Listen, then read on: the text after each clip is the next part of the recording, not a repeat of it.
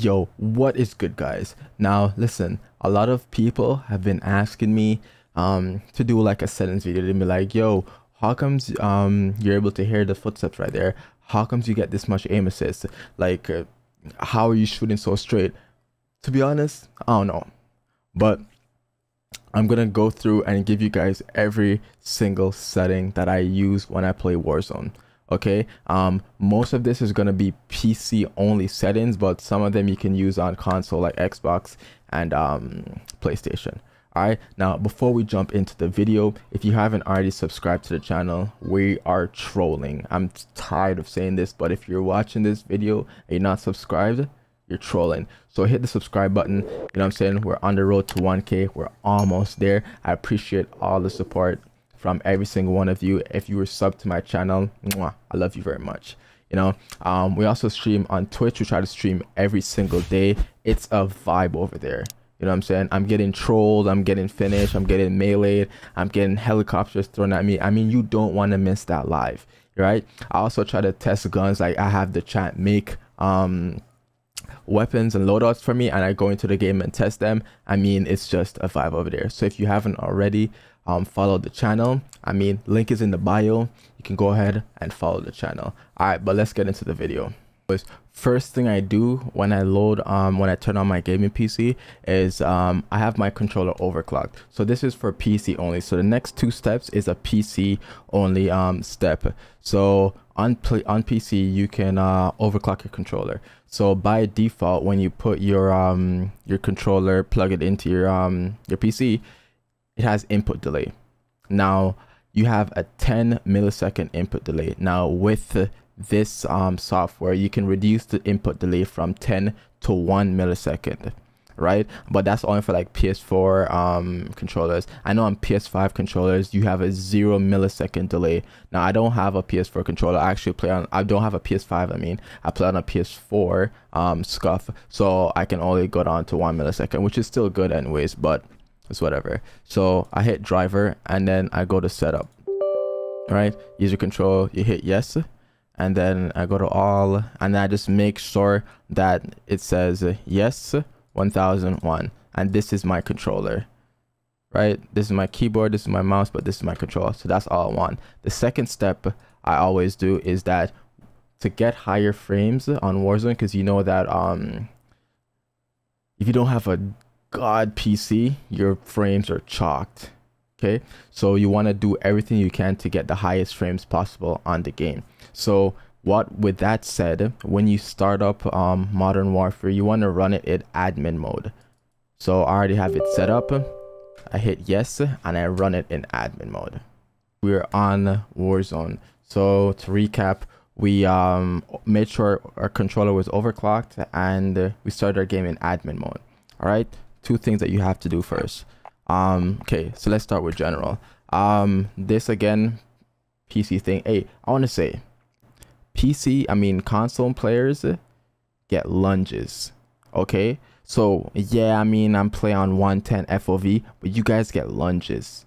All right, you guys are jumping from 30 meters out, 40 meters out, just two tapping me while I'm trying to gun you down. You know what I'm saying? So before you say PC players, console should get FOV, nah, y'all got lunges.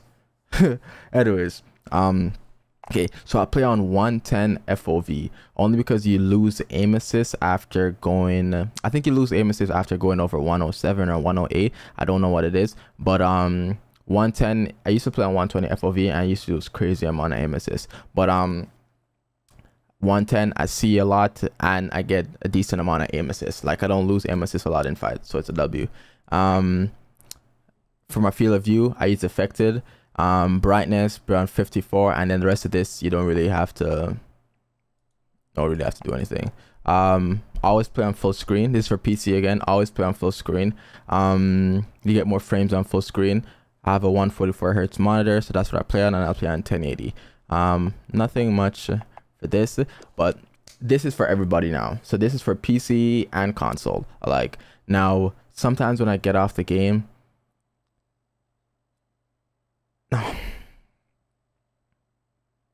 so now this is for everybody, so PC and console, like everybody.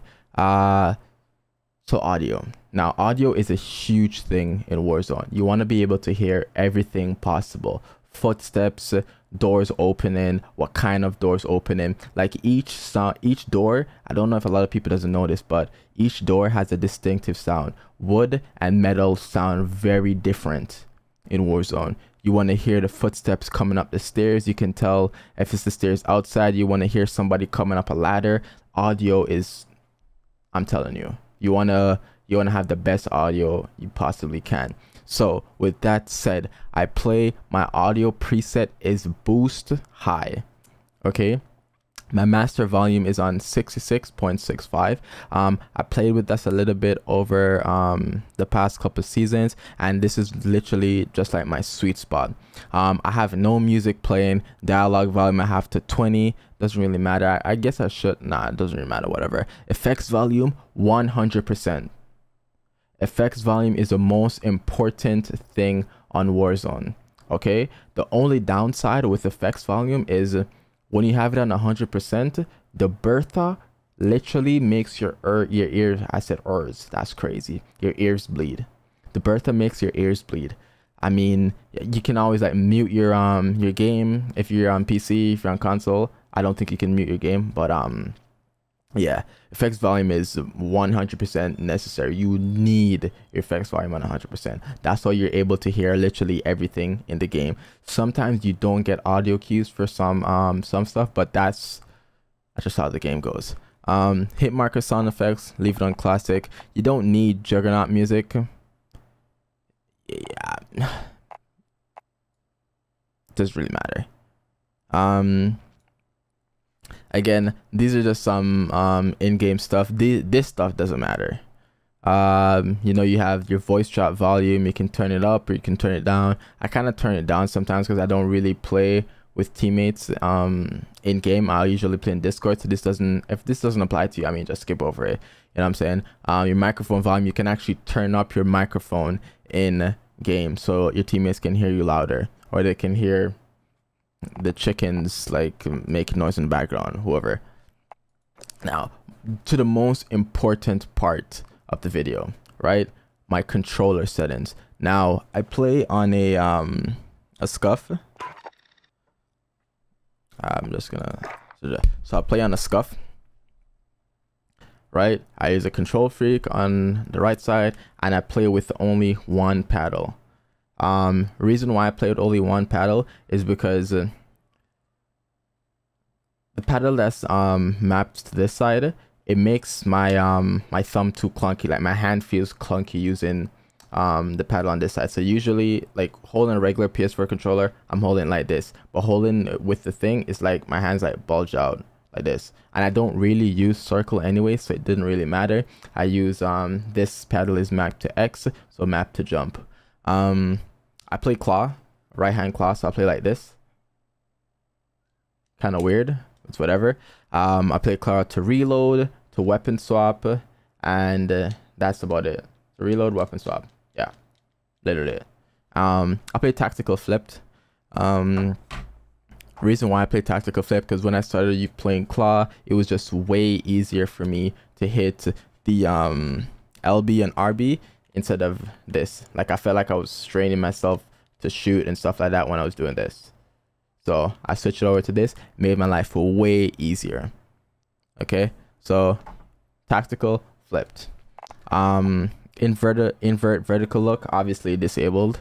Dead zone 0.10. Now I must say, if you have a brand new controller and you know you have the money to keep buying controllers and stuff like that, put your dead zone on 0.03. It's beautiful, absolutely beautiful. I think 0.03 dead zone is the best dead zone I've ever played on in my whole life. Okay, but it only works on new controllers. You get a lot of stick drift after a while when playing. So to be safe, I play on 0.10, or you can just go to default 0.05. Not that much of a difference. I play 6.6 sensitivity like a madman. No, it's not too slow. I can promise you it's not too slow. If you see my gameplay, it doesn't even look slow. I don't know how some people play on 1440, 2020. I mean, I don't know. I guess you guys got it. I even tried playing on 2020 one time, and I can't even, I'm not gonna explain it. Anyways, low zoom 0.85 and high zoom 1. Now I have definitely played with these two for a while. Okay, now I don't even know what they do, but this just feels better. I promise you, I have no idea what they do. Just being real, you know what I'm saying? Aim response curve type dynamic. Now a lot of pro players use it dynamic. There's just a few of them that use linear. I think destroy is the only one that I remember that uses linear, but everybody else uses dynamic. There's just something about dynamic. I swear you get more aim assist. I don't know how, but you get more aim assist, except if it's through a fence or vehicles. You don't get aim assist there. Aim assist put to standard. Scale aim assist with FOV disabled. Now I've tried it with, I've enabled it and I've disabled it. I tried to see the difference. There's not much of a difference, but I also feel like I do get aim assist with it disabled. Maybe it's a mental thing, maybe it's an actual fact, maybe it's proven. I don't know, you know what I'm saying? I wouldn't know. Aim down sight behavior, obviously hold. Steady aim behavior, hold. Equipment behavior, hold. Reload and use behavior, contextual tap. Okay, a lot of players, I mean, you will improve 100 times better. Just change this one thing. Okay, depleted ammo switch, you want that enabled. So if your gun runs the ammo, switches. Armor plate behavior. Now a lot of teammates, when I die and I spectate a lot of players, they have it to apply 1. Don't do that. Every console and PC can both have this setting on, so please hit apply all. Okay, if you apply 1, you're just wasting your time, and plus you're probably gonna end up dying, because that little time that you take to the animation takes to pull out the plate and then stop and then pull out the plate will be the reason why you just lost your gunfight. So apply all, it keeps going. You can cancel it if you want to go in, you can, like, it just helps way better. Slide behavior, tap. Okay, the only person I know that plays hold is Biffle, but Biffle is a specimen, so whatever. Auto move forward, I have this on disabled.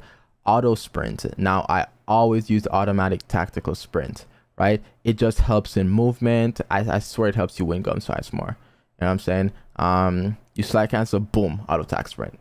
Boom, you're moving, boom, auto attack sprint. You just always want to have auto attack sprint. It just feels better.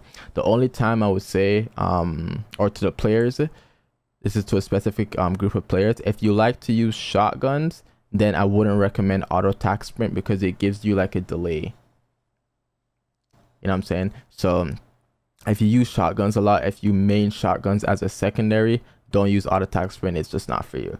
You just have to figure out a way to play without it.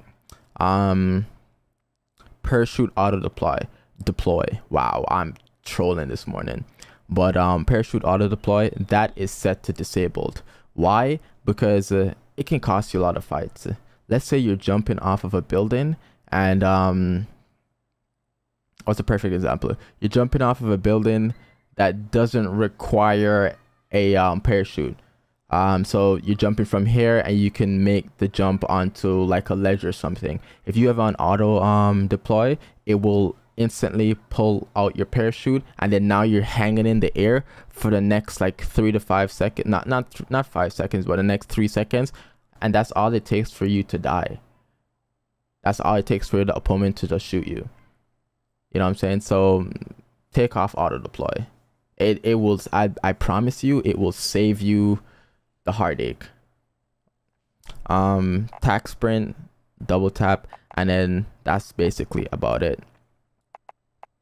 Okay, so those are all the settings that I use in game. I don't use any filters, any NVIDIA filters in my game. The only filters I use is the one on my OBS to make it look better for YouTube, so better for the stream and better for YouTube.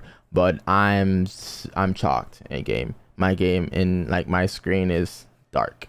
But yeah, that's the end of the video. Now if you guys made it this far, I mean, I love you guys, I appreciate you. Remember to subscribe, remember to leave a like, and we'll see you on the next video. Peace.